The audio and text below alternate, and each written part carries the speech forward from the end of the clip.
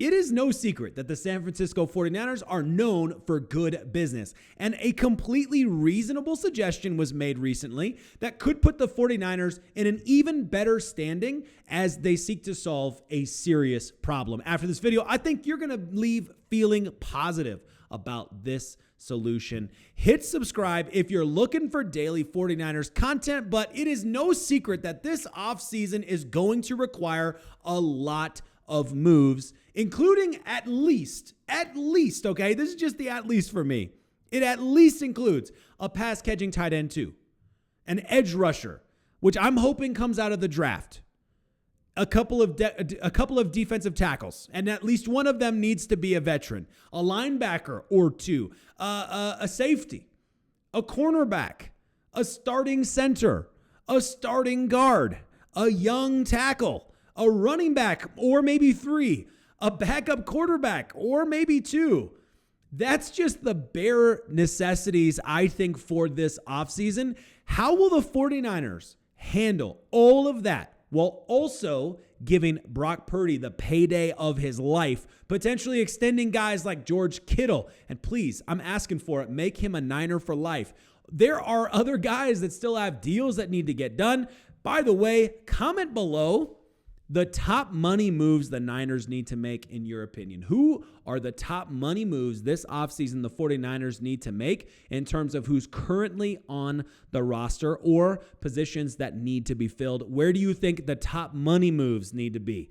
Who are you investing the biggest amounts of money in? You already have got your quarterback. I know several of you out there disagree with that move. It's going to happen. That's just the way that it's going to go. It looks that way. But that's fine. If you don't believe that should be the big money move, that's okay. Who's the big money move? Who are the big money moves the 49ers need to be thinking about? We're going to get into that. I'm excited to get into that in the comments with you, to be totally frank. But Kyle Posey wrote an excellent article for Niners Nation suggesting a restructure of Fred Warner.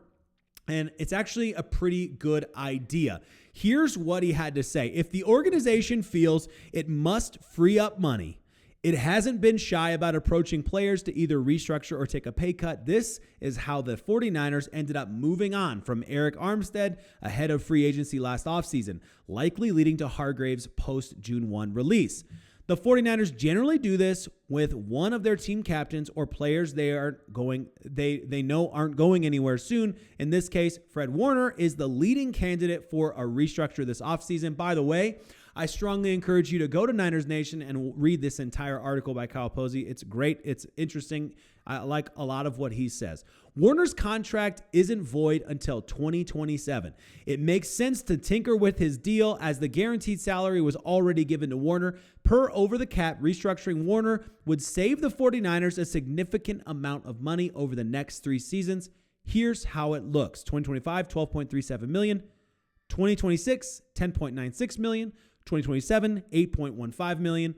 That's a star defensive tackle in free agency or a couple of much-needed depth pieces along the offensive line in 2025. It's a veteran cornerback who will replace Charvarius Ward and a new backup quarterback for Brock Purdy. The possibilities are endless, which is why a restructure makes sense. So I'll ask you the question that I think is pretty obvious here.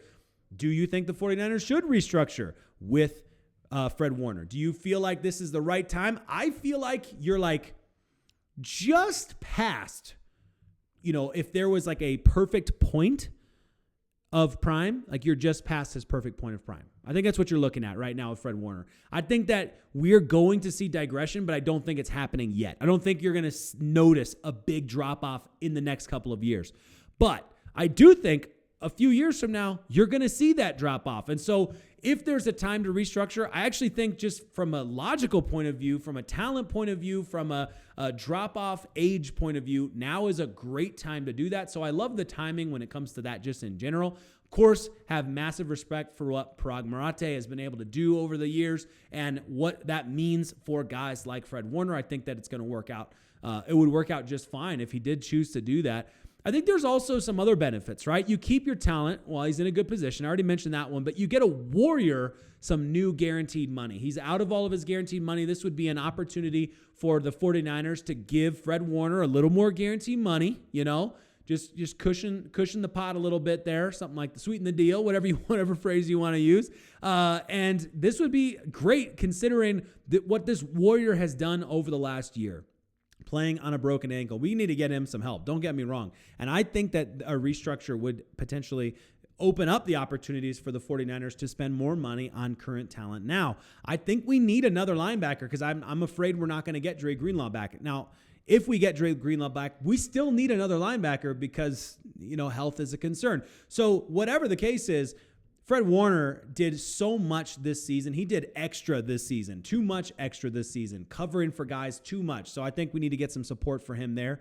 And I think that it could also free up some upcoming cap hits that would also benefit the Niners for a couple years. And I'd take it. If I'm Fred Warner, if I'm the 49ers organization, it makes sense to me. I'm obviously not working in the front office, but it makes sense to me. I think it's a good move, and I think it's a win when you're thinking about all of the guys out there that you might want to go for. Now, I mentioned to you yesterday I was going to bring this back up here, and I'm curious, with the available monies, if you do, you already have a great situation with your carryover cap, and in addition to that, if you freed up even more cap space, what does that mean for you? Who are you going for? What are you doing? Let me know in the comments who you are aiming for. I told you guys, I think you can get a guy like a DJ Jones on a little bit better of a deal than some of these other big name, I should say, dudes at the top. But I would love to see, someone mentioned the other day, like Khalil Mack, okay, yeah, there's some dudes up there, right? There's some value players up there. Why is it that value proposition and value meal means two different things? I was trying to think. Value player almost sounds bad, right? It sounds like, oh yeah, you can get a lot for the money, but I mean top value, high value targets, whatever the case. All of that to say, I think the 49ers need to be considering these. I'm sure they are already considering these types of moves, and I think it was a great point by Kyle Posey. I'm interested in what you think about it. Appreciate you and hope you have a fantastic Saturday. We got playoff football tomorrow. It's going to be a blast.